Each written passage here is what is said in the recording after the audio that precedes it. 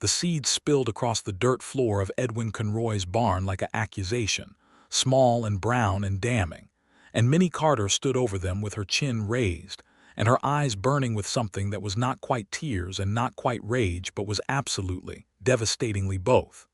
"You had no right," she said, and her voice was so quiet that the horses in the stalls shifted nervously, ears flicking toward that controlled, dangerous stillness. "Those were my mother's seeds. The last thing she ever put in my hands before she died. You had no right to touch them." Edwin stood 6 feet away with his hat in his hands and guilt written into every hard line of his weathered face.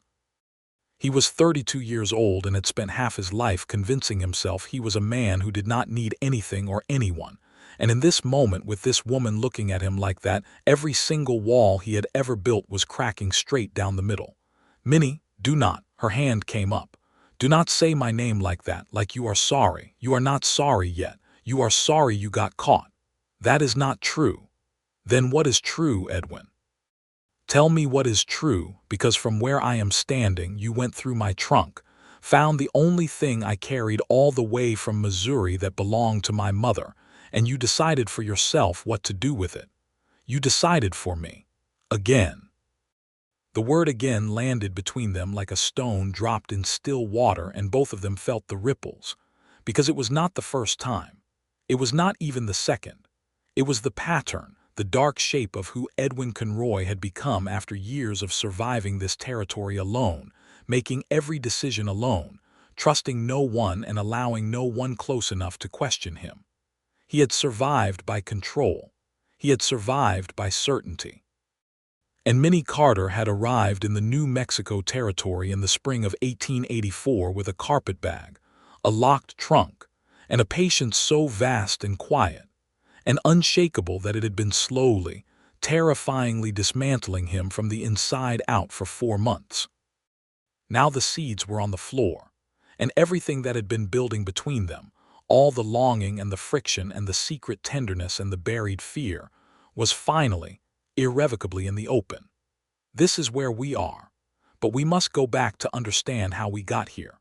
We must go back to the beginning, to the advertisement in a Missouri newspaper, to a woman who had nothing left to lose and a man who had already convinced himself that losing nothing was the same as winning. The advertisement had been modest.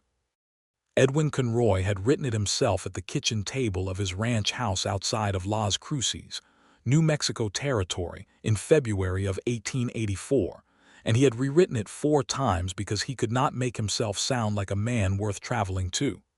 He had finally settled on this: rancher, 32, established land, adobe house, honest work. Seeks capable woman, unmarried, willing to come west. Not a romantic proposition, a practical one. Write to Box 44, Las Cruces Post Office. He had meant every word of it, especially the part about it not being romantic. He had received 9 letters. He had thrown away 7. One had been from a widow with 5 children under the age of 8, and he had written back to her politely declining before he lost his nerve. The 9th letter had been from Minnie Carter of Hannibal, Missouri, and she had written it in a hand so steady and clear that he had read it 3 times before he set it down. She had written, "I am 26 years old and I have no illusions about what a practical proposition means. I am practical myself. My mother died in December and left me her house, which I have sold, and her garden, from which I have saved every seed worth saving. I have no family remaining in Missouri and no reason to stay. I can cook, sew, manage accounts, tend livestock in a limited capacity, and grow things. I have been told I am patient to a fault, which I consider a virtue rather than a flaw. I am not delicate, I am not dramatic. I will not require you to be other than what you are, but I will require honesty. If you can offer that, write back." Edwin had stared at that last line for a long time. If you can offer that, write back. He had written back. He had told her about the ranch. 400 acres along the Rio Grande tributary, good grass, good water when the seasons cooperated. Adobe house, 2 stories, sturdy. He had a man who worked the cattle with him, a Mexican vaquero named Tomás Reyes who had been with him for 6 years, and was as close to a friend as Edwin allowed himself. He had told her the winters were hard and the summers were brutal, and the nearest town of any real size was Las Cruces, 12 miles east. He had not told her about the dark past that had left him alone on that ranch in the first place. He had not told her about Catherine. He had told himself that was not dishonesty. It was simply information she did not need yet. Minnie Carter had arrived on the stage from El Paso on the 15th of April, 1884, on a morning that smelled of creosote and new heat, and Edwin had been standing at the stage depot with his hat pulled low and his arms crossed over his chest like a man bracing for impact, which was, in fact, exactly what he was doing. He had not known what he expected. Something harder, maybe. Something more obviously frontier-ready, a woman already shaped by survival. What stepped down from that stage was a slight woman in a blue traveling dress that had seen better days, with dark hair pinned severely at her neck and brown eyes that moved over the landscape of Las Cruces with an expression of careful, unhurried assessment, as if she was making a list and checking things off methodically. She had a carpetbag in one hand. She had arranged for her trunk to come on the freight wagon, which was efficient. She found him immediately in the small crowd. He was the only one standing alone. "Mr. Conroy," she said, walking directly to him, extending her hand as if they were conducting business. "Miss Carter," he said, and shook it, and her grip was firm. There was a pause in which they looked at each other with the kind of honest, measuring attention that most people reserve for after they have already decided something and are just checking their work. "You are taller than I imagined," she said. "You are shorter," he said. Something flickered at the corner of her mouth. It was not quite a smile.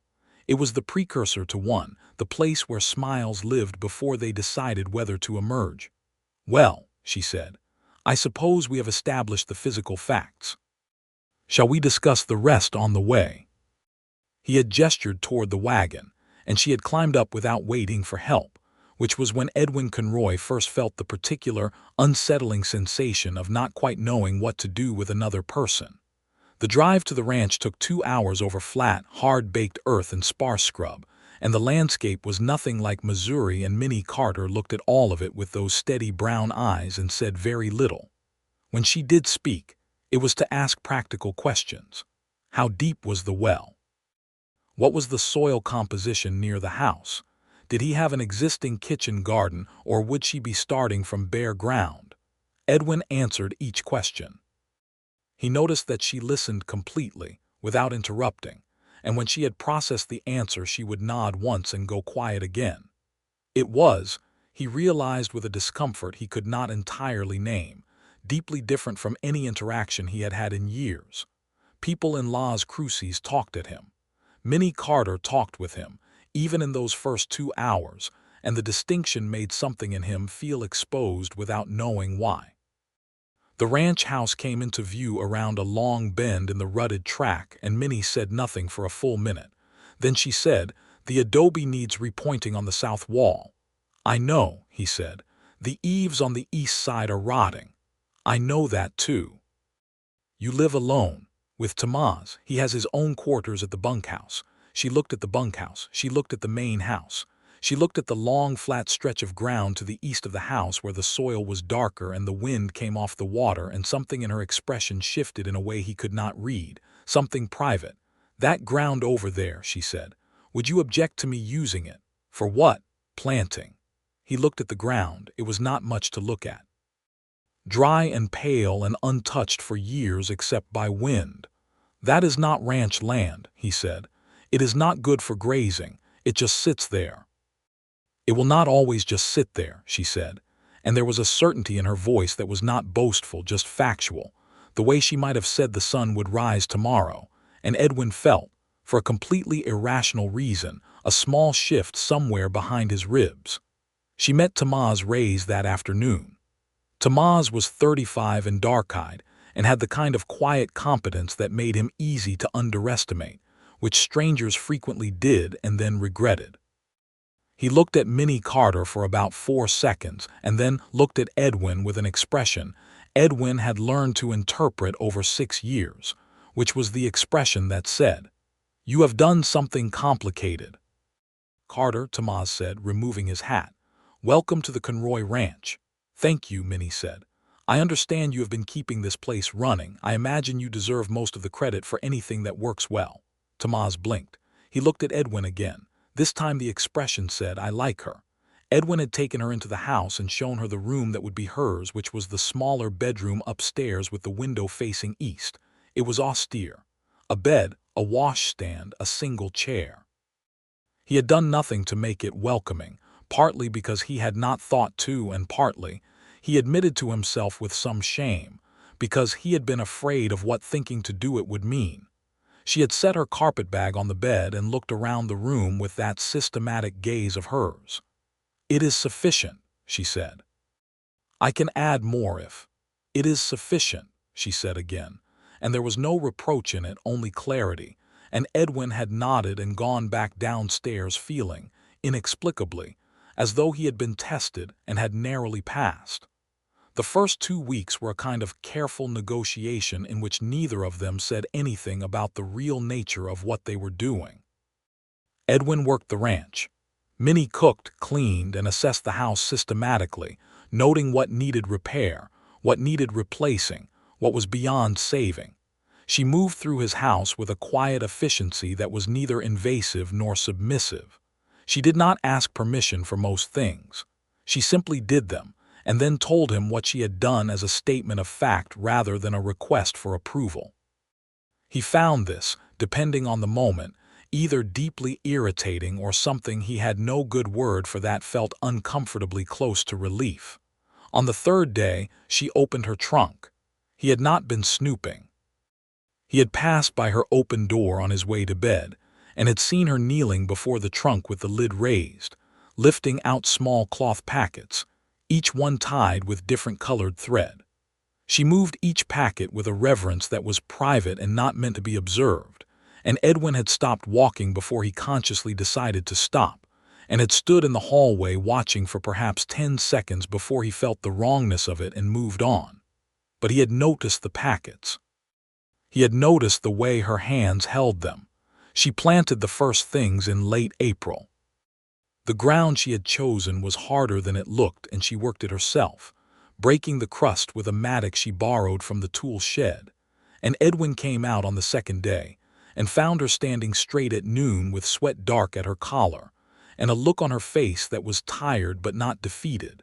And he said nothing, just took the mattock from her hand and worked the ground for 2 more hours while she went to get water. And when she came back with 2 tin cups, she handed him one without comment, and they stood together looking at the turned earth and did not need to discuss it. It was such a small thing, but it was the beginning. Tomas saw it before either of them did. Tomas had the advantage of watching 2 people refuse to look directly at something.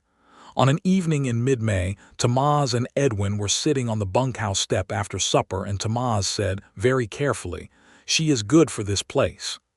"She is useful," Edwin said. Tomas looked at him. "She is capable," Edwin tried. Tomas continued looking at him with the patient, unsentimental attention of a man who had known Edwin Conroy through 3 bad years, and one worse one, and knew exactly when he was lying to himself. "She is more than that," Tomas said simply, and went inside, and Edwin sat alone in the blue evening and stared at the dark rectangle of turned earth where the first green shoots were already, against what seemed like all reasonable expectation, beginning to show. She had planted marigolds along the border. They came up first, orange and gold in the uncompromising New Mexico sun, and the first morning Edwin saw them he stood at the kitchen window for a full minute with his coffee getting cold in his hand. He had not thought about color in a very long time. He had not thought about things being beautiful. He had been thinking for 3 years about survival and work and the particular closed circuit of a man who asks nothing of the world and expects nothing from it. The marigolds were not efficient. They were not practical. They were just orange and gold and full of life, and they were in his yard. He did not mention them to Minnie. He was afraid that if he said anything he would have to acknowledge something he was not ready to acknowledge. She noticed his silence about it. She noticed everything. The story of Catherine came out in fragments, the way most buried things come out. Not all at once, but in pieces that accumulate until the whole shape is visible. The first piece came from the blacksmith in Las Cruces, a large and well-intentioned man named Otto Greer who talked too much and had no awareness of it. Minnie had gone to town with Edwin in mid-May for supplies, and while Edwin was at the general store, Otto had come up to Minnie and said, with genuine but clumsy warmth, "Are you the new woman Conroy's brought out? Good for him. About time he moved on after that whole business with his wife." Minnie had said, quite steadily, "What business was that?" Otto had realized immediately that he had stepped somewhere he should not have and backed away verbally with all the grace of a mule in a kitchen, saying only that it had been a few years back, a sad business, and he was sure Edwin would explain it all, and he had disappeared into his smithy before she could ask another question. When Edwin returned to the wagon with the supply boxes and found Minnie sitting on the seat with her hands folded in her lap and her expression at its most careful and composed, he knew without being told that something had shifted. "You have a wife," she said, on the drive home, and it was not quite a question. "Had," he said. "She died 3 years ago." Silence. "You did not mention that in your letters," Minnie said. "No, that was deliberate." He was quiet for a moment. The horses moved through the dust. A hawk circled something in the pale sky. "Yes," he said. She did not say anything else about it for the rest of the drive, and Edwin was simultaneously grateful and disturbed by this, because silence from Minnie Carter was never empty. It was a space in which she was thinking, processing, deciding, and he could not see any of it. That evening she came to the porch where he was sitting after supper, and she sat in the second chair that she had moved from its position against the wall to be at an angle to his, and she looked at the darkening sky and said, "What was her name?" "Catherine." "How did she die?" This was the moment. He had known it would come. He had been in some half-conscious way bracing for it since the day Minnie arrived, and now it was here and he felt the old weight settle on him, the familiar grief and shame that he had been carrying alone for 3 years. "She died in childbirth," he said. "The baby too, a son." There was a long pause. "I am sorry," Minnie said, and the words were simple and direct and had no pity in them, just acknowledgement, and it was somehow more bearable than pity would have been. "I should have told you," he said. "Yes," she agreed.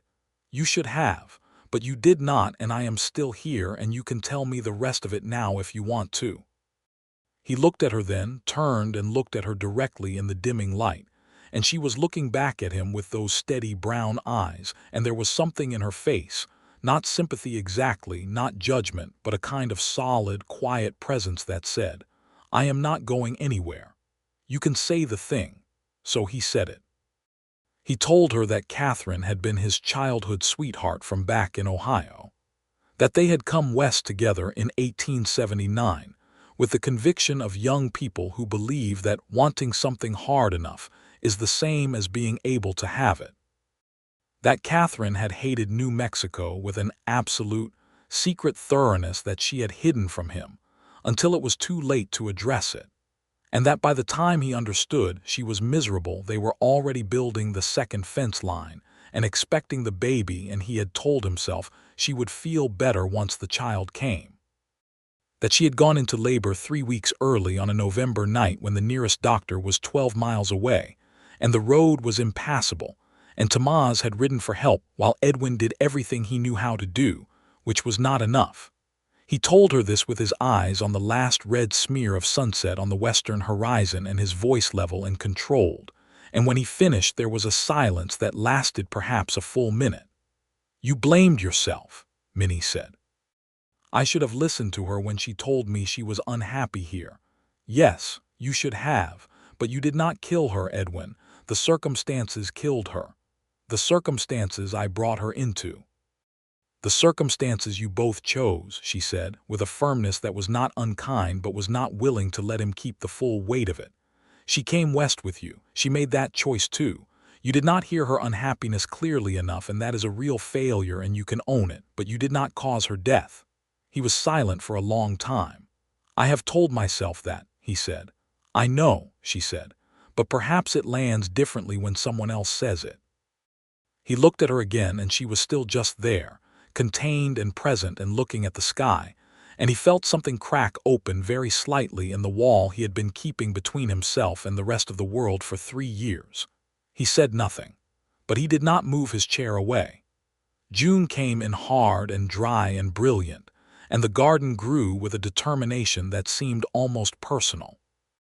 Minnie was out there every morning before the heat settled in, and Edwin would watch from the kitchen window sometimes, not to spy, but because it had become a habit, the way some habits form without intention, and there was something in the sight of her there, moving through the rows with that sure-handed confidence, that he had stopped being able to talk himself out of finding meaningful.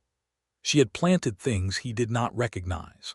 Some were practical, tomatoes and peppers and squash, things that would feed them. Some were not, or not primarily. There were sunflowers at the back, already knee-high.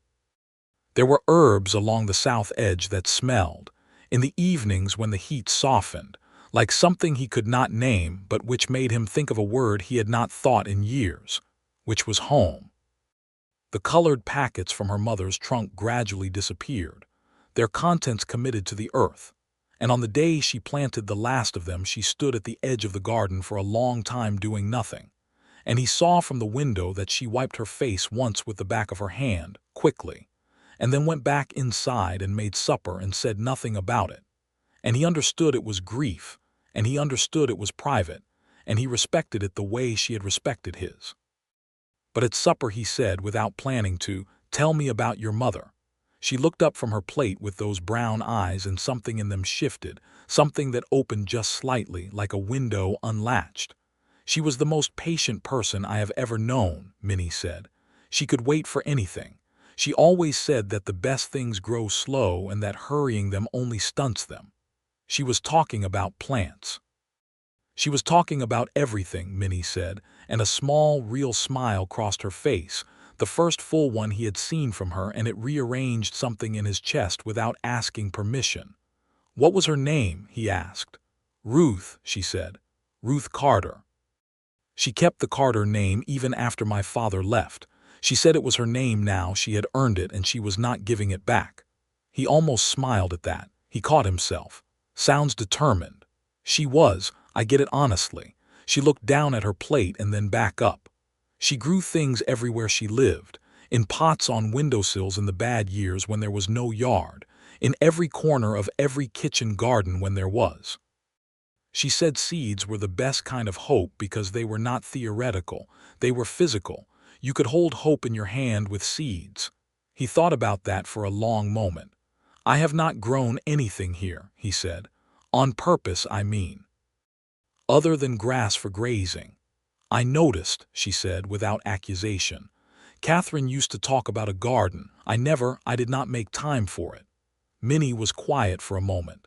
Then she said, carefully, "You cannot undo what you did not do for her, Edwin, but you could stop preventing yourself from having things that grow." He looked at her across the table, the lamp between them, the moths beginning to circle the glass outside the window, and the sentence sat in the air with a weight that went well past the literal meaning of it, and they both knew it. He did not respond, but he did not look away.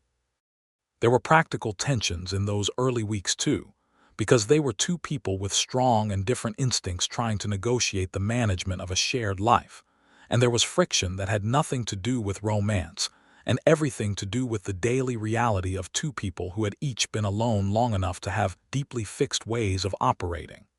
He wanted everything done in the same order every day. She did not believe in immovable order when circumstances changed. He made decisions about the ranch without consulting her, even when those decisions affected her directly, which was the hidden motive behind a great deal of her carefully composed displeasure. She had opinions about the chickens and the egg production, and the fact that the coop was poorly positioned and losing birds to coyotes that a different position would have prevented, and she expressed these opinions and then watched him not act on them and filed the observation without comment. He kept secrets without meaning to. Not large ones, not deliberate ones, but the kind of secrets that come from a man so accustomed to solitude that sharing information felt like an unnatural act. He would make arrangements in town, financial arrangements, labor arrangements, without telling her, and she would find out in sideways ways that left her feeling not exactly lied to, but deliberately excluded, which was its own kind of betrayal.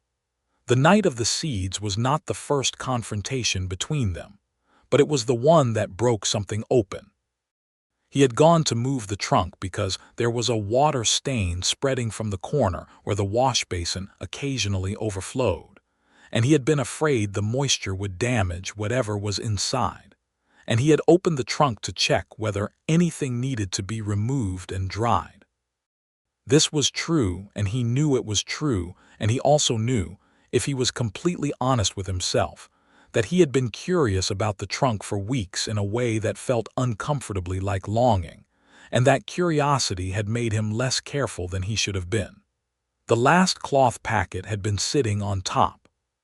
He had picked it up, and in the picking up he had somehow undone the knot of thread, and in reaching to retie it he had fumbled it, and the seeds had scattered across the floor. And Minnie had walked in at precisely that moment and found him on his knees among her mother's seeds with the open trunk and the worst possible expression on his face, which was the expression of a man caught at the intersection of good intentions and a transgression he could not entirely defend. She had gone very still for one complete second, and then, "You had no right. That was where we began. That was the moment, and now we are back inside it." Edwin stood in that barn with his hat in his hands, and the night coming in cool through the gaps in the old wood, and Minnie Carter on the other side of those scattered seeds looking at him with those brown eyes that were, he now realized with a clarity that felt like being hit with cold water, the most honest eyes he had ever looked into in his life. "I was afraid the water would ruin them," he said. "Then you could have moved the trunk without opening it." "Yes," he said. "I could have done that." She waited. "I was curious," he said, and the admission cost him something. "About what you had brought, about what mattered to you. I did not have the right to look, and I looked anyway, and I am sorry. That is not hedged. That is the truth." She looked at him for a long time. Then she knelt down on the dirt floor of the barn and began to pick up the seeds, one by one, with careful fingers. And he stood for a moment not knowing what to do, and then got down on his knees across from her and started picking them up too. And they worked in silence for several minutes in the lamplight, hands moving over the same ground, occasionally their fingers almost touching. "These are larkspur seeds," she said eventually, not looking up. "My mother planted larkspur every year for as long as I can remember. She said it was for the blue. She said blue was hard to come by in the world and you had to plant it deliberately." He did not say anything. "I was going to plant them along the east side of the garden next spring," she said. "The last thing she gave me directly was this packet. She was already very ill and she pressed it into my hand and she said, 'Wherever you end up, Minnie, plant the larkspur first. Plant the blue.'" He could not speak for a moment. "Are any of them lost?" he managed. She looked at the small pile in her cupped palm and counted. "I do not think so. The floor is even enough." He carefully transferred the seeds he had gathered into her palm, and for a moment her hands were under his and neither of them moved. "I am sorry," he said again. She looked up then, and they were very close, kneeling on the barn floor with the lamp throwing warm, uneven light between them, and her eyes were not angry anymore. They were something far more difficult for him to look at directly, which was open. "I know you are," she said. "But Edwin, you cannot keep deciding things for me. You cannot keep keeping things from me and going through my belongings and treating me like someone who requires management rather than someone who is your equal." "I know," he said. "I did not come here to be managed," she said. "I came here because I have my own strength and my own plans, and because I thought perhaps there was a possibility of something real here, something with a foundation. But a foundation requires honesty, and it requires that both people have ground to stand on." He was very still. "Do you understand what I am saying?" she asked. "You are saying you want to stay," he said slowly, "but not under these conditions." "I am saying I want this to be different," she said, "but I cannot be the only one who wants that. The seeds were all gathered now. She folded the cloth packet closed and held it against her chest, and they both got to their feet, and Edwin looked at her with an expression that was nothing like his usual expression, which was closed and controlled and at a careful distance from everything. This expression had no distance in it at all. "I do not know how to do this differently," he said. "That is the truth. I have been alone long enough that I do not know how to let someone in without—" He stopped. "Without what?" she asked. "Without being afraid of what happens when they leave," he said, and the vulnerability of it hit him almost physically. The silence stretched. "I am not planning to leave," Minnie said. "Everyone plans to stay," he said, "until they do not." "Edwin," she stepped forward one step, closing some of the distance between them. "I am not Catherine. I am not going to resent this land in secret and hide it from you until it is too late. I have been honest with you every single day since I arrived. I have not liked everything I found here. I have told you so. That is different from hiding." "It is very different," he said. "So give me the same," she said. "That is all I am asking. Give me the same honesty I give you. Stop deciding for me. Stop keeping me at a distance because it feels safer. Stop running the whole ranch of your emotional life like you are the only foreman and no one else has authority." He almost laughed at that. It came out as something between a breath and a smile, and it surprised him. "That is a fair analogy," he said. "I thought so," she said. They stood in the barn with the horses breathing quietly in their stalls and the night air coming in cool and smelling of dry grass and the distant water, and the space between them was different now, thinner, as if the confrontation had burned away some of the insulation. "The east side of the garden," he said, "for the larkspur." She looked at him. "I will till it for you," he said. "Saturday if the ground is not too hard, before the summer heat locks it up." She was quiet for a moment that felt very long. "All right," she said. Then softer, "Thank you." He nodded once, his jaw tight with something that was not tension exactly but was its close cousin, which was the feeling of wanting to say more and not having the words for it, and not being sure if words were even the right instrument yet. They walked back to the house in the dark, not quite together but not separate, and at the door she paused and said without turning around, "Edwin." "Yes. I am glad you wrote back," she said. "To my letter. I was not sure you would." He stood in the dark for a long time after she went inside. July brought dust storms and 2 sick cattle and a fence line that needed a full week of repair, and Edwin and Tamaz were out from dawn to past dusk most days. And when Edwin came in at night, Minnie had supper waiting, and she never commented on the hours, never demanded attention or acknowledgement. She was simply there, competent and solid and warm in a way that was not loud about itself. And on the evenings when he was too tired to talk, she sat with him in comfortable silence. And on the evenings when he was not, she talked with him about the letters she had been writing to a seed merchant in Santa Fe, about the progression of the garden, about something funny Tamaz had said that morning, and he began, gradually, to understand that the silence and the conversation were equally a kind of companionship, and he had not had that in a very long time. One evening in the second week of July, a man appeared at the property, riding in from the west on a gray horse, and something about the way he came made Edwin stop what he was doing and stand watching. The man was perhaps 40, well dressed for the territory, with a wide-brimmed hat and a silver belt buckle that caught the late sun. He reined in at the gate post and called out, "Conroy." Edwin walked toward him. "Who is asking?" "Name is Halbert," the man said. "James Halbert. I have been trying to reach you. I have been making you an offer on this land for 2 years, and you have not responded to a single letter." "That is right," Edwin said. Halbert smiled the smile of a man who believes other people's refusals are simply negotiations at an early stage. "I am in a position to be generous," he said. "The railroad is coming through here within 3 years through this exact corridor. That land of yours will triple in value, quadruple. But before the railroad comes, I can offer you a fair price now that reflects future value. You sell to me. You walk away with enough to start fresh somewhere easier." "I am not interested in starting fresh somewhere easier," Edwin said. "Mr. Conroy, "This is my land," Edwin said. "My name is on the deed. My work is in the ground. The railroad can go wherever it goes. This ranch is not for sale." Halbert looked at him for a long moment with an expression in which the surface civility was getting thin. "I would encourage you to think carefully," he said. "I have resources and I have connections with the Territorial Land Office. It would be simpler for everyone if we concluded this pleasantly." The word trap did not form in Edwin's mind, but the feeling of it did, the sense of something being constructed around him that he had not consented to. "Are you threatening me?" Edwin asked. "I am advising you," Halbert said. "Then I will advise you to turn your horse around," Edwin said.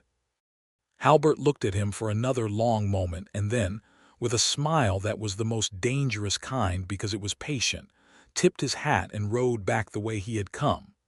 Edwin stood watching him go, and the discomfort sat in him like a splinter, not large enough to incapacitate but impossible to ignore. He told Minnie about it at supper. He told her fully without editing, and he noticed himself doing this consciously, applying what she had asked of him, and she listened with the completeness she always gave to things that mattered. "He will be back," she said. "Yes." "What do you know about the railroad plans?" "Rumors," Edwin said. "I have heard them." I did not pay much attention because I did not think it would come through this far south. "You should go to the land office," she said. "In Las Cruces, find out what is actually filed. If there are any claims on this corridor or any survey lines drawn near your property, you need to know now." He looked at her. "You know about that process?" "My mother had a land dispute in Missouri in 1879, she said, with a neighbor who claimed a shared fence line was 2 feet over into his property. The county recorder's office and the original survey map settled it in an afternoon. Information is the thing, Edwin. Get the information." "I will go Friday," he said. She nodded. "Take the deed with you." "The original," he paused. "The original is in the trunk under the—" He stopped himself. She looked at him with those steady eyes. "Under the floorboard in the study," she said. "I know. I found it when I was cleaning the floor in there. I did not go through it, I just noticed the board was different. Your important documents are your business." He was quiet for a second. "I have been intending to use a strongbox," he said. "A proper one." "That would be sensible," she agreed, and there was a lightness in her voice that was not quite teasing but was adjacent to it, and Edwin felt, involuntarily and completely, that something in him was smiling even if his face did not show it. He went to the land office in Las Cruces on Friday and came back with information that confirmed Minnie's instinct and complicated everything. There was a preliminary survey corridor filed, not through his land but within a mile of the southern boundary, and there was a name on the filing as the facilitating party. Halbert. The survey was dated 8 months prior, well before Halbert had appeared at the gate, which meant the man had been maneuvering for the better part of a year, while Edwin had been going about his business in complete ignorance.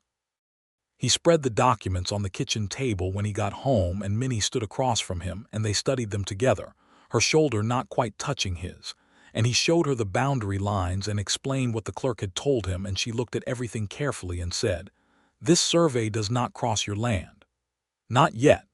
But if the route shifts, or if Halbert can establish that this corridor is impractical and a new survey is needed, can he do that?" "With the right money and the right connections with the territorial government, possibly," Edwin said. "Then you need your own connections," Minnie said. She straightened up. "Tomás knows people in Las Cruces. He told me once that his uncle is on the town council. Have you ever actually used that relationship?" "I did not think. You did not think you needed other people," she said, not harshly but directly. "That has been your pattern, Edwin, but you cannot fight men with money and connections on your own. You need allies." He looked at her. "Also," she said, "I think you should write to the territorial delegate's office in Santa Fe. A letter, formal, documenting your deed, your tenure, your improvements. Create a paper record that establishes this ranch as an active, productive, legitimately held property before anyone can claim otherwise. Where did you learn to think like this?" He asked, and the question was not rhetorical. He genuinely wanted to know. She met his eyes. "My mother," she said simply. "She taught me that patience is not passive. Patient people see the long game and they prepare for it. You have been so busy surviving the present day that you have not looked at the field around you. I have been looking since I arrived." He had a realization then, sitting at the kitchen table with her mother's seeds growing in the ground outside, and this woman standing across from him with her clear eyes and her unshakable competence and her absolute refusal to be anything other than fully, honestly present, that the word he had been avoiding for 2 months was not a complicated word at all. It was actually a very simple word. He was just afraid of what it meant to say it, or even to think it fully. He was not going to say it yet, but he was thinking it. August burned like a furnace, and then, without warning, the monsoon rains came in the way they always did in New Mexico, sudden and dramatic and transformative, and the garden responded with a joyfulness that was almost comical in its excess. The sunflowers reached the eaves. The tomatoes threatened to overtake the south fence. The peppers were so productive that Minnie spent 2 evenings making preserves, and the kitchen smelled, for 3 days, of something spiced and warm that made Edwin feel as if the house itself had changed temperature in a way that had nothing to do with the weather. And the larkspur which he had tilled for her on that first Saturday after the barn confrontation was now hip-high and just beginning to show its first buds. She called him outside on an evening in early August, just, "Edwin, come look." And he came, and she was standing at the east edge of the garden in the last light with the larkspur around her, and the first flowers had opened that day, and they were blue, extravagantly, impossibly blue in that dry and sun-scoured landscape, and she was looking at them with an expression he had not seen before, which was an expression of uncomplicated joy. No reserve. No careful composure. Just a woman looking at something her mother had given her and feeling both the grief and the gladness of it at once, and she turned and looked at him with that expression still on her face, unself-conscious and open, and the last of Edwin Conroy's carefully constructed distance collapsed like a fence in a flood. He did not say anything then either, but he stood beside her in the blue-flowered evening for a long time, their shoulders touching, and she did not move away, and neither did he. Tamaz noticed the shoulder touching. Tamaz noticed everything. The following morning, he found an excuse to repair a piece of harness near the kitchen window, at the exact time that Edwin and Minnie were having breakfast together, and he stood there listening to the sound of 2 people who had stopped being politely distant with each other, the sound of actual conversation and occasional almost laughter. And he went back to the bunkhouse that evening and spoke to the carved wooden saint on his shelf in Spanish for several minutes. And anyone who heard him would have understood that he was giving thanks. The confrontation with Halbert came back around in September, and this time it had a different quality, darker and more threatening, the quality of a man who had decided that patience had run its course. Edwin came back from checking the south fence line on a Tuesday and found a man he did not know standing at the gate of the property with a horse and a paper in his hand. The man introduced himself as a representative of the Halbert Land and Development Company with a formal offer of purchase that he described as final. He used the word foreclosure, and Edwin went very still. "I do not have a mortgage," Edwin said. "This land is deeded free and clear." "There is a lien," the man said, and produced a second paper. Edwin looked at the paper. He looked at it carefully, and then he looked up with an expression that was cold and controlled and absolutely certain. "That lien is fraudulent," he said. "That is a serious allegation," the man said. "It is a correct one," Edwin said. "That lien was filed against a property on the North Road, not this property. The deed number on that document is wrong. Whoever filed it made a clerical error or a deliberate one, but it does not attach to this land." The man looked at the paper again. "I suggest you go back to Mr. Halbert," Edwin said, "and tell him that I have already been to the land office, and I have already spoken to Councilman Reyes in Las Cruces, and I have already written to the delegate's office in Santa Fe, and that any further action he takes against this property will be met with a legal challenge that I have already begun preparing. He had done all of these things because Minnie had told him to. Because she had seen the field around him when he had not, and she had made sure he was ready when the attack came. The man went back to town. The fraudulent lien was quietly withdrawn 2 weeks later, and Edwin heard from a source in Las Cruces that Halbert had redirected his attention to a different property north of town, and the name Conroy disappeared from his documents and his plans. The evening after the representative left, Edwin sat on the porch for a long time after supper, and Minnie came out and sat beside him, and he said without preamble, "You saved this ranch." She shook her head slightly. "You saved your ranch. I just helped you see what was coming." "That is not a small thing," he said. "No," she agreed. "But it is not saving, it is just being here, paying attention, looking at the whole field." He turned and looked at her in the evening light, and she was not looking at him. She was looking at the garden where the larkspur had finished flowering and was beginning to dry and set seed for next year, and her face was peaceful and tired in the way of someone who has been working hard for a long time and is finally, tentatively, beginning to believe that the work might hold. "Minnie," he said. She turned. He looked at her for a moment. "I am glad you came," he said. It was not the most expressive thing a man had ever said. It was not poetry. But the way he said it, with a simplicity and a rawness that had none of his usual control in it, made it land like something much larger, and she looked at him with those honest eyes and the faintest color in her face, and she said, "I am glad I came too." They sat in silence for a while after that. The night came in from the east, cool and full of stars, the enormous desert sky that Minnie had described in a letter to a friend in Missouri as terrifying and magnificent. And the silence was not the silence of two people avoiding each other, but the silence of two people who had arrived somewhere and were allowing themselves to know it. It was Tamaz who precipitated what happened next, but he did it with such strategic innocence that neither Edwin nor Minnie could have accused him of anything, and he would have denied it cheerfully in any case. He asked Minnie, at supper on a Friday evening when all three of them ate together as had become the habit, whether she had ever been to the harvest festival at the San Augustin parish in Las Cruces. She said she had not. He said it was a very fine event with music and dancing, and that it happened the last Saturday of September. She said she would be interested to go. Tamaz looked at Edwin. Edwin looked at his plate. "Edwin has not been in 3 years," Tamaz said with the casual precision of a man placing a chess piece. "He used to enjoy it when he was first here." There was a short silence. "I will take you," Edwin said, not looking up from his plate. "If you want to go, it is a long drive, but it is worth it." Minnie looked at him. "I would like that," she said.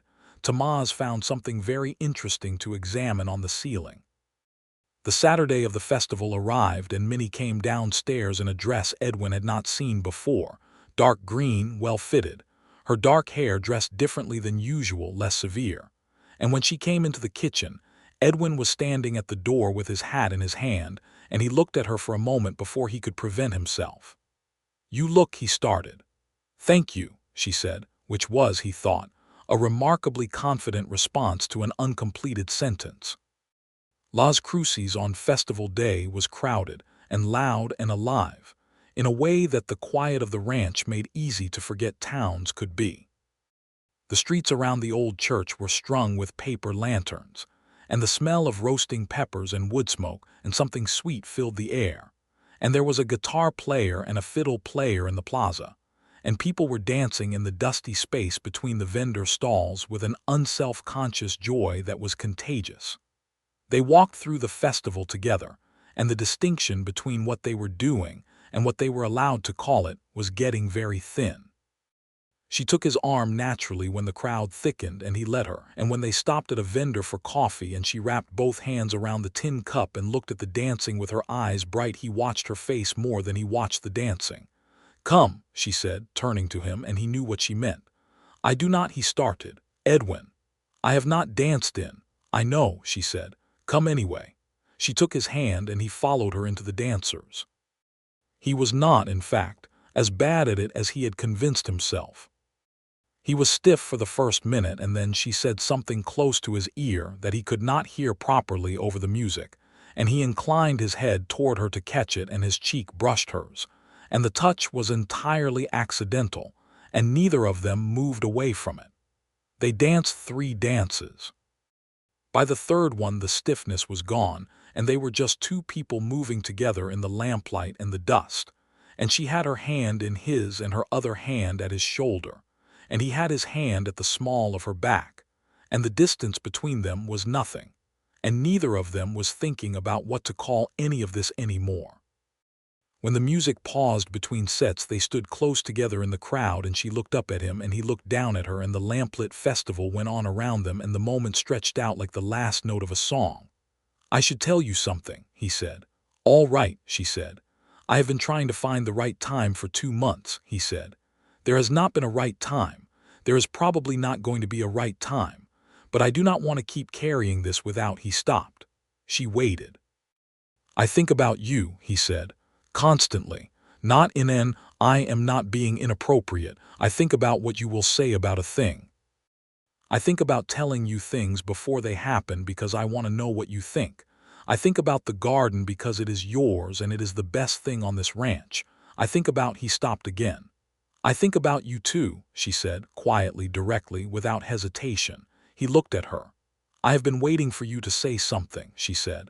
"I was not going to force it. I have patience for the long game, as you may have noticed, but I was waiting." "You knew," he said, and it was not quite a question. "I am observant," she said, with that small, pre-smile thing that he had come to understand was her version of what other people expressed with their whole faces. He laughed. A real laugh, not the breath-and half-smile that was as much as he usually allowed himself, but a full, unguarded laugh, and the sound of it surprised him almost as much as it surprised her, and she looked at him with an expression that was new, something warm and a little wondering, and he thought that the expression was probably mirrored on his own face. "Minnie," he said. "Edwin," she said. And then, with the guitar starting again and the paper lantern swaying in the desert night and the smell of roasting peppers and the sound of Las Cruces celebrating the harvest, he kissed her. It was not a dramatic thing, externally. It was a quiet thing. His hand came up to her jaw and she turned her face up, and the space closed between them as simply and naturally as 2 rivers meeting. And the kiss was careful and soft, and held in it 3 months of restraint and honesty hard-earned, and the exact kind of patience her mother had talked about. The kind that is not passive but is deep and sure, and knows what it has been waiting for. When they stepped back from it, she was still looking up at him, and he was still holding her face, and the festival moved around them like a river around 2 stones, and he said, "I should have done that 6 weeks ago." "8," she said. He smiled properly then, the real thing, and it changed his face completely.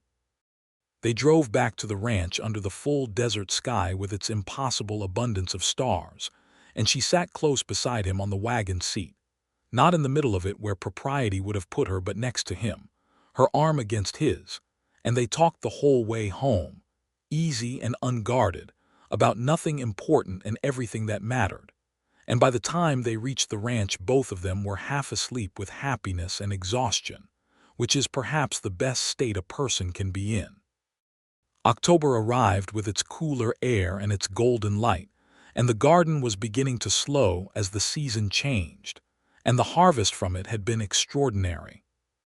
The larkspur had gone to seed, and Minnie had harvested those seeds carefully and stored them in a new cloth packet tied with blue thread, and the packet went into the trunk alongside everything else, and the trunk was no longer a source of tension, but had become, in a way Edwin found quietly profound, a piece of furniture that was just part of the house, a presence that meant Minnie Carter, and this is where she keeps the things that matter. He asked her to marry him on an October morning at the kitchen table over coffee and biscuits, with no ceremony and no preamble, which was exactly right for who they both were. He said, "I want to ask you to stay permanently. Not as a practical arrangement, as my wife if you are willing. I want to be honest with you every day for the rest of my life, and I want you here, and I want to plant things with you, and I want to stop being a man who runs everything alone because he is afraid of what happens when people leave." She looked at him for a long moment. "That is a good proposal," she said. "Is that a yes?" "That is a yes," she said, and reached across the table and took his hand, and he turned his hand over and held hers. Tomás was informed at supper and responded by producing a bottle of mezcal from somewhere that he claimed was for medicinal purposes only, and they toasted with tin cups, and Tomás made a speech in Spanish that Edwin understood well enough to know it was more funny than solemn. And Minnie laughed, and it was the best evening in that kitchen in Edwin Conroy's memory. They were married in Las Cruces on the second Saturday of November, 1884, at the San Agustin parish, in a simple ceremony with Tomás as witness and the priest who had baptized half the children in the valley officiating with an economy that everyone appreciated. Minnie wore the dark green dress and Edwin wore his best coat, the one he had bought in Ohio in 1878 and had never quite outgrown, and it fit well enough.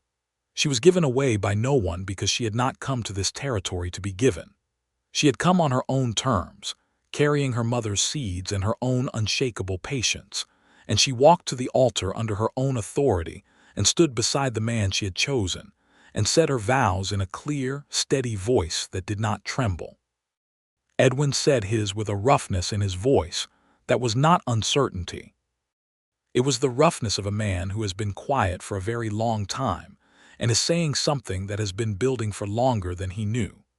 The winter of 1884 into 1885 was hard, as New Mexico winters were, and cold in ways that surprised Minnie even though she had been told to expect it. And the adobe house, which was solid and well built, was warm when the fires were kept up, and they kept them up. There was a particular intimacy to those cold months, the enforced closeness of a small, warm house in a frozen world. And Edwin and Minnie learned each other in the way that people only do when they are genuinely present to one another, in the small habits and preferences, and the patterns of daily life that are more revealing than any conversation. He learned that she read late into the night when she could not sleep, and that she kept a journal, which she never showed him and which he never asked to see, and that she had a singing voice she almost never used, low and clear, that he heard once when she thought she was alone in the kitchen, and which stopped him cold in the hallway for 30 seconds. She learned that he was meticulous about the horses in a way that bordered on tender, that he had a habit of standing at the window in the evening for 10 minutes after supper before he could settle to anything else, and that he was capable of a gentleness he had spent 3 years burying under competence and distance, and that the gentleness came back to him slowly, the way warmth comes back to a limb that has been cold. They had their disagreements. They were two people with strong opinions, and that was never going to change. They disagreed about the north pasture and whether to sell 3 of the cattle or hold them through the spring. They disagreed about whether to hire a second hand to help Tomás, which Minnie thought was overdue and Edwin thought was premature. They disagreed once sharply about whether Edwin had been unfairly dismissive of something she had said at supper in front of Tomás, which he had been, and he knew it, and he apologized for it with the directness she had taught him, and she accepted the apology with equal directness, and they moved on. The disagreements did not frighten either of them anymore. They had established, through the barn confrontation and everything that followed, that honesty between them was not a threat. It was the thing that held. Spring came and she opened the trunk and took out the seed packets for the new year. Edwin watched her arrange them on the kitchen table and recognized each colored thread by now, knew roughly what each packet held, and he said, "The larkspur goes in first this year." She looked up at him with a smile that was full and unguarded. "You remembered. Plant the blue first," he said. "I remember everything you tell me." She stood and kissed him once, firmly, with the same directness she applied to everything, and then picked up the blue-threaded packet and went outside, and he followed her into the spring morning. News came in the spring of 1885 that the Railroad Survey had indeed confirmed a route that passed well south of the Conroy land, 3 miles from the boundary, and that Halbert's company had pivoted entirely to properties closer to the new line. Edwin was definitively, permanently off that man's map, and the deed to the ranch was as clean and certain as it had ever been. He told Minnie at supper, and she said, "Good," and meant it simply, and then said, "Now you can think about the North Pasture expansion you mentioned last fall." And they discussed that instead, which was a fine demonstration of how a person moves through the world when the trap has been avoided and the future is genuinely open. Minnie was with child by June of 1885, which she informed Edwin about on a morning when he was oiling a saddle and not expecting any particular conversation, and he set the saddle oil down with such care that she would have found it funny if she had not also been a little nervous about his response. He looked at her for a very long moment. "Are you well?" he said. "Do you feel, are you all right?" "I am fine," she said. "I am better than fine. I am telling you because you need to know and because we do not keep things from each other." He crossed the space between them and took her face in both hands exactly as he had at the festival in October, and this time his eyes were bright in a way she had not seen before, and he said nothing for a moment, just looked at her with an expression that was the most open thing she had ever seen on a human face. He stopped. Started again. "I am not afraid," he said, and she understood everything that meant. "I know," she said, "I am not either." He held her for a long time in the tack room with the smell of leather and saddle oil around them, and the New Mexico morning coming in through the open door, and she let herself be held, which was something she had not done easily in a very long time. Tamaz was informed and said that this was the best news he had heard since they told him coffee was included in his wages, which was the closest thing to a sentimental statement he was prepared to make, and everyone understood that it was in fact extremely sentimental. The pregnancy was, in the plainest terms, something that required Edwin to confront directly, and every day his fear about what had happened to Catherine, and he confronted it the way Minnie had taught him to confront things, which was by not running from them and by talking about them. He told her his fear clearly on a July evening, sitting in the kitchen with the garden visible through the window, the larkspur long finished but the sunflowers towering and the whole yard dense and alive and hers. She listened to the whole thing without interrupting. Then she said, "We will get the doctor from Las Cruces committed now before anything begins. Not in the middle of it. Now, we will have Dr. Whitmore informed and prepared and ready to come at any hour." "Yes," Edwin said. "And Senora Reyes," she said, referring to Tamaz's mother, who was in Las Cruces and who had helped at more births than any doctor in the region. "I want her here. She knows this and she knows me." "Yes," Edwin said. "And you are going to stay," she said. "Whatever happens, you are going to be in that house and I will know you are there." "I am not going anywhere," he said, and the words had an echo of what she had said to him in the barn nearly a year ago, and she heard it. "I know," she said. "I know you are not." The boy was born in February of 1886 on a cold night with Dr. Whitmore there from the afternoon and Senora Reyes present and Edwin in the kitchen below, not pacing, sitting at the kitchen table with his hands flat on the surface and his whole being focused on the sounds from the floor above, and Tamaz sitting across from him with coffee between them saying nothing because nothing was required. The cry came at 11 at night, and Edwin was up the stairs before it finished, and Dr. Whitmore met him at the door and said, "Mother and son are fine," and Edwin had to brace himself against the doorframe for a moment before he could trust himself to walk. Minnie was sitting up in the bed with the lamp lit and the baby in her arms and her hair loose and dark against the pillow, and she looked tired in a way that was profound and accomplished and nothing like defeated, and she looked up at Edwin with eyes that were a little wet and very sure, and she said, "Come meet your son." He crossed the room and sat on the edge of the bed, and she put the baby in his arms, and he held the boy, who was impossibly small and impossibly real and red-faced and furious about the world, And Edwin looked down at this child and felt every wall that had ever been built in him dissolve completely, not in a painful way, in the way that ice dissolves in spring, which is just the natural consequence of warmth. "What do we call him?" he asked.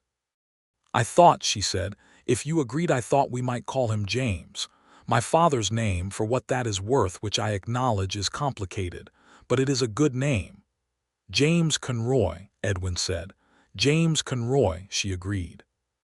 He looked up from the baby to his wife, and she was watching him with those brown eyes that had always been honest and were now, in this lamplight, also something that he had no word for that did not sound inadequate, and he said, "I love you," which was, when he finally said it, one of the simplest and most straightforward sentences he had ever formed, and he was not certain why he had thought it would be difficult.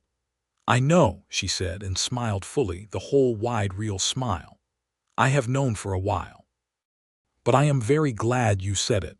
"I should have said it earlier," he said. "You said it now," she said. "That is what matters."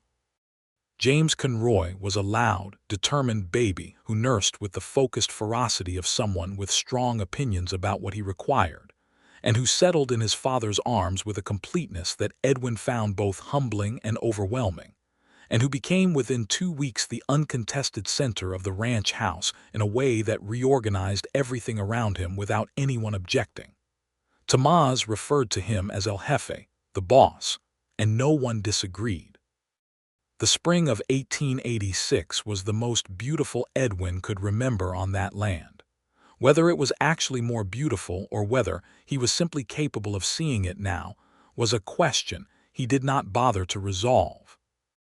The garden went in earlier than usual because Minnie was efficient even with a nursing baby, and the larkspur went in first, as always, and the sunflowers and the tomatoes and the herbs, and the stretch of turned earth that had been bare pale dirt when she arrived was now a permanent, established thing that was part of the landscape of the ranch as surely as the house and the barn and the water and the sky. A letter arrived in April from a woman in Hannibal, Missouri, an old neighbor of Minnie's mother, asking how she was doing. Minnie wrote back 4 pages in her clear, steady hand, and she let Edwin read it before she sealed it, which she said was not a requirement but which she offered because she thought he might like to see how she described their life. He read it carefully. She had written about the ranch in specific, loving detail. She had written about the garden. She had written about Tomás with the warm directness with which she described everyone she respected. She had written, "My husband is a man who came to me already partly broken by what life had required of him, as most men of real worth are, and who has done the hard and honest work of being put back together, and I will say without embarrassment that I have been grateful every day to be the person who got to be here while that happened." He does not say much in the way of large speeches. He says things like, "The garden looks good today, and I thought you should know about the fence line, and your son has your eyes. I find these things sufficient and more." Edwin put the letter down and looked at his wife. She was feeding James and looking out the window at the garden and the blue larkspur just coming up, and she looked like exactly what she was, which was a woman exactly where she intended to be. "Sufficient and more," he said. "That is what you are," she said, not looking away from the window. He leaned over and kissed the top of her head, and she tilted her face toward him briefly, and James made a sound of mild protest at the interruption, and they both looked at him, and then at each other and smiled. Summer came and James began to sit up and look at the world with an expression of concentrated analysis that was so thoroughly his mother's that Tomás claimed he could see it from 20 feet away. And Edwin spent the long evenings of July and August on the porch with his wife and his son, and the desert full of stars above them, and the garden going quiet in the dark. And he had arrived at something he had not known how to want for a very long time, which was peace. Not the peace of a man who has given up. The peace of a man who has finally, after years of fighting alone against the weight of his own past and his own fear, allowed himself to have something worth being still for. The second pregnancy announced itself in the autumn of 1886, And this time Edwin received the news with less visible shock and more straightforward joy, which Minnie noted with the same directness she applied to everything. "You are less pale this time," she said. "I am less afraid," he said. "That is good," she said, "because I need you fully present for this one too." "I am here," he said. "I am always here." The second child was a girl, born in May of 1887 on a warm morning when the whole ranch smelled of new grass, and the garden was already full of green. Dr. Whitmore and Senora Reyes were there again, as was the established custom, and this time Edwin did not sit at the kitchen table but stood in the hallway above the stairs, which Senora Reyes had decided was acceptable so long as he stayed out of the room. The baby was small and dark-haired, and possessed from her first moments of an imperious quality that made everyone who saw her feel vaguely that they had been assessed and found adequate. They called her Ruth, after Minnie's mother. Minnie cried a little when Edwin said the name, because he said it first, which she had not expected, and he said, "It was your mother's seeds that started everything. It seems right." She put her face against his shoulder, and he held her and the baby and James, who had come in to investigate the new arrival with an expression of profound scientific skepticism. And the room was full of the ordinary, extraordinary density of a family that had been assembled out of courage and honesty and patience, and it held. Tomás, informed of the name, took his hat off and held it over his heart and said, "Ruth Conroy. That is a fine name," and then put his hat back on and went to feed the horses because he was not going to stand there being emotional in front of people when there was work to do. Life on the ranch settled into the particular rhythm of a working family in the New Mexico territory, demanding and unglamorous and full of small daily joys that accumulated into something vast. The children grew. James was walking by his first birthday and talking by 18 months, and had strong opinions by the age of 2 that he expressed with a volume and persistence that Edwin recognized with something between pride and resignation, as his own stubbornness translated into a small human. Ruth was quieter, like her mother, watching everything with those dark eyes before she decided what she thought about it. The garden expanded every year. Minnie traded seeds with a woman in Las Cruces, and with a settler family 15 miles south, and eventually, by 1889, had established a correspondence with the seed merchant in Santa Fe, who sold some of her best varieties through his catalog, which generated a small but real income, and which gave Minnie a satisfaction that Edwin recognized as the particular satisfaction of someone whose work is acknowledged in the world beyond its immediate context. He was proud of her in a way that was not possessive but was genuine and specific, the pride of someone who has watched another person do something with complete mastery and has understood the mastery because they have been paying attention. He told her so on an evening when a letter arrived from the Santa Fe merchant with a reorder for 3 seed varieties and an inquiry about 2 more, and she read the letter at the kitchen table with James and Ruth asleep upstairs and Tomás outside finishing the evening chores, and Edwin was watching her face. "He wants the larkspur seeds," she said. "Of course he does," Edwin said. "They are extraordinary." She looked up. "Your mother knew what she was doing," he said. She looked at the letter for a moment and then at him and said, "She did. She knew exactly what she was doing when she gave them to me. I did not understand it at the time. I thought she was just giving me something to remember her by, but she was giving me a reason to plant, a reason to stay somewhere, a reason to make something grow. She knew you would need it," Edwin said. "She knew I would find someone worth planting things with," Minnie said, and looked at him with those honest eyes, and the lamplight was warm on her face. And it was 1889 and 5 years since she had stepped down from a stage in Las Cruces with a carpetbag and a locked trunk, and a patience so vast it had taken a closed, frightened man, and opened him like a window opened in spring. He reached across the table and took her hand the way he had reached for it in October of 1884 at the festival, and she turned her hand over and held his. "I need to tell you something," he said. She waited, the way she always waited, completely. "I have not been afraid in a very long time," he said. "Not in the way I was. The kind of fear I had, the kind that makes you close everything down and run everything alone and keep people at a safe distance because the alternative is being someone who can be hurt. I do not have that anymore." "What happened to it?" she said, though she knew. "You happened to it," he said. "Your patience happened to it. And the larkspur happened to it, which sounds ridiculous." "It does not sound ridiculous," she said. "The point is," he said, "that I want you to know that what you did here, what you brought here, was not just seeds and a good garden and sound management of a land threat. You brought—" He stopped, working for the word. "You can say it," she said softly. "You brought life back to this place," he said. "You brought life back to me. And I know that is large, and you are going to be practical about it because that is who you are. But I needed to say it directly because you deserve to hear it directly." She was quiet for a long moment. Then she said, "My mother used to say that some places are just waiting for the right seeds, the right season, the right hands. She said it about gardens, but she meant it about everything, about people too. That some people are just waiting for whoever it is that has what they need. I think she was talking about herself, about her own waiting. But when I read your letter in Hannibal, sitting in her house with the snow on the ground and everything sold and everything gone, I thought—" She paused. "What?" he said. "I thought maybe I was also waiting," she said. "And maybe this was it, maybe this was where the seeds went."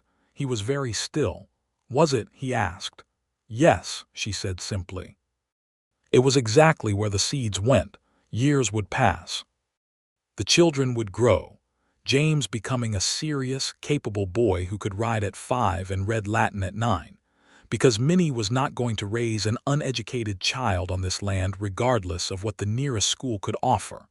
And Ruth becoming the person who surprised everyone, because she was quiet for so long, and then at the age of 6 began to grow things on her own, quietly establishing a corner of the garden as hers, moving seeds around with a purposefulness that made Minnie look at Edwin above their daughter's head with an expression that said, "She has it too." Edwin expanded the ranch thoughtfully over those years, buying an adjacent parcel when the owner went east in 1888, bringing in 2 additional ranch hands, and becoming, through the combination of his own steadiness and Minnie's strategic patience, a man with a reputation in the territory for running a reliable, honest operation. He was not the richest man in the valley. He was perhaps the most trusted, which he had come to understand was worth considerably more. The railroad came through in 1890, 3 miles south of his boundary line, exactly as the survey had predicted, and a small depot town appeared 4 miles east of Las Cruces practically overnight. And the price of everything in the territory shifted accordingly, and the Conroy Ranch was positioned, because of years of careful work and 2 people who had together learned to see the long game, to benefit from the change without being swallowed by it. Halbert's name appeared in the Las Cruces newspaper once in 1891, in a brief item about a land dispute that had gone badly for a development company in the Northern Territory. Edwin read the item and showed it to Minnie without comment. She read it and handed it back without comment. They understood each other without needing to articulate it. A 3rd child arrived in 1892, another boy they called Thomas, for Tamaz, which delighted Tamaz to a degree he expressed by working particularly hard for 2 weeks and not speaking about his feelings to anyone, which was his natural idiom. Tamaz Reyes, for his part, found something of his own in those years.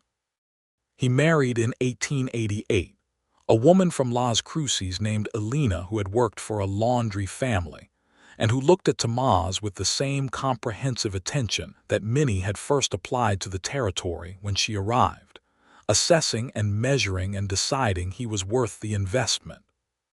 She was installed in the bunkhouse, which was expanded considerably for the occasion, and the ranch effectively became 2 households in one operation, which suited everyone and created a companionship for Minnie that she had not had before and found she had been wanting without knowing it.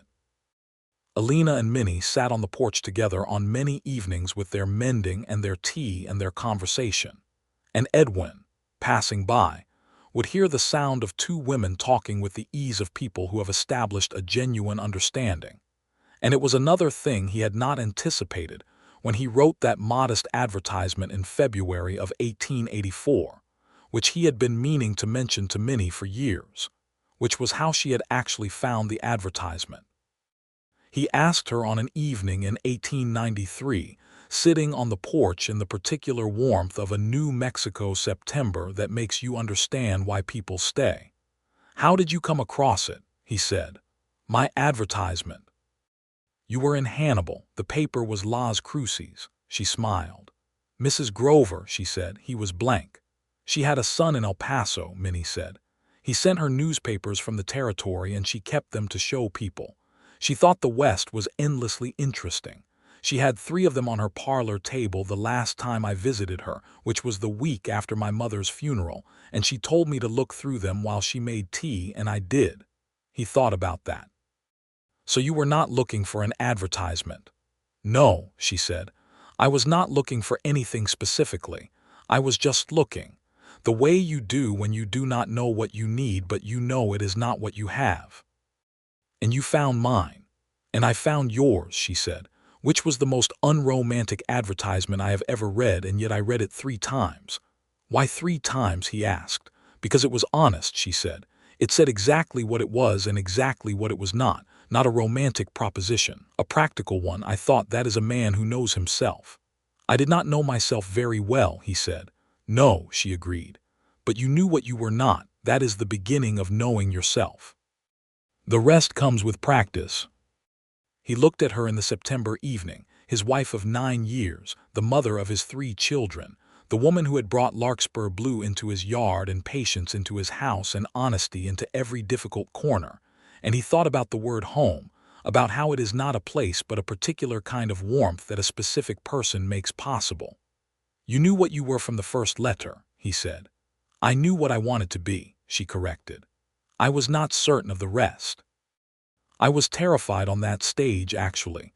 I just do not express terror in obvious ways." "You were terrified," he said, and the idea of Minnie Carter being terrified was genuinely difficult to visualize. "You were a stranger," she said.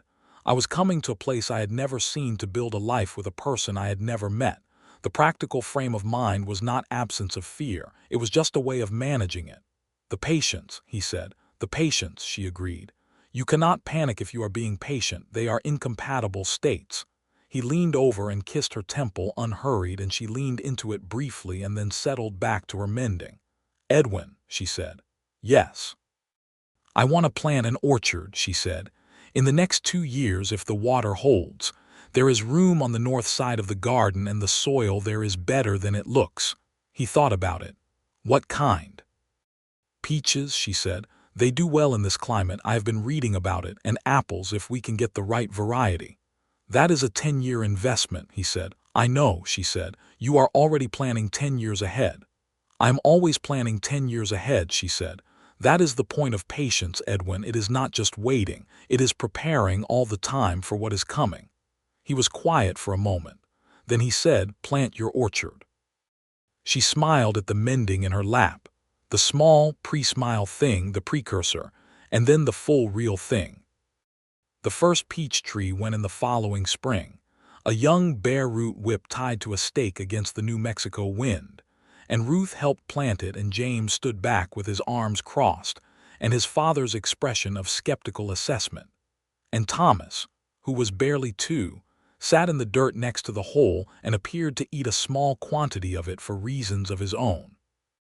By the spring of 1900, the orchard was 14 trees, full-grown and productive, and the first peaches had come in 1896 and been an event on the ranch that no one who was there forgot. Minnie had stood among the trees in the August heat when the first ripe ones were ready, touching their warm round weight with both hands, and Edwin had been beside her, and the patience of it, the 10 years of it, had been entirely, perfectly worth it. The larkspur grew every spring. Minnie saved the seeds every fall.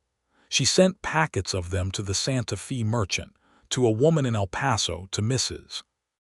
Grover in Hannibal who had shown her the newspaper, to Alina's sister-in-law's cruces, and gradually the blue spread outward from the original ground she had broken in April of 1884, appearing in yards and gardens across the territory in the hands of people who sometimes did not know where their seeds had come from, which was the best kind of giving, the kind that does not need to keep its name attached. Edwin found one growing wild on the south pasture in 1897, having escaped the garden via wind or bird, and he called Minnie out to see it, and she stood looking at this small blue thing growing in the middle of the grazing land with an expression of such pure satisfaction that he filed it carefully in his memory as one of the best things he had ever seen.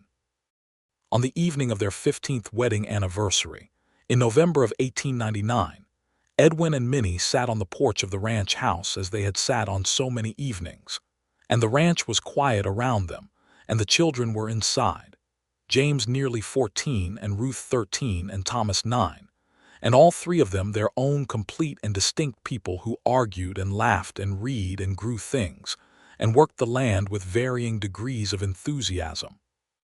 The sky was enormous, the way the New Mexico sky is always enormous, and the stars were out in their accustomed abundance. Edwin had something in his pocket that he had been carrying for 2 weeks. He took it out and held it toward her, and it was a small carved wooden box, the kind made by a craftsman in Las Cruces with a fitted lid. She looked at it and then at him. "Open it," he said. She opened it. Inside was a single cloth packet tied with blue thread. She looked up at him. "I saved them from the south pasture plant," he said. "The one that grew wild. I thought it seemed like you should have them." She looked at the packet for a long moment, and then she put her head down over it for just a second, and when she looked up her eyes were bright. "Wild larkspur," she said. "The most independent kind," he said. She laughed, a full and real laugh, and he sat with it, with the sound of it in the night air, with the ranch and the garden and the orchard and the children and the stars above them. And there was no wall between him and any of it, not even a low one, and he had not known, when he wrote that modest advertisement in a cold kitchen in February of 1884, that this was what was on the other side of the risk of asking for someone. He had not known how large ordinary love could be.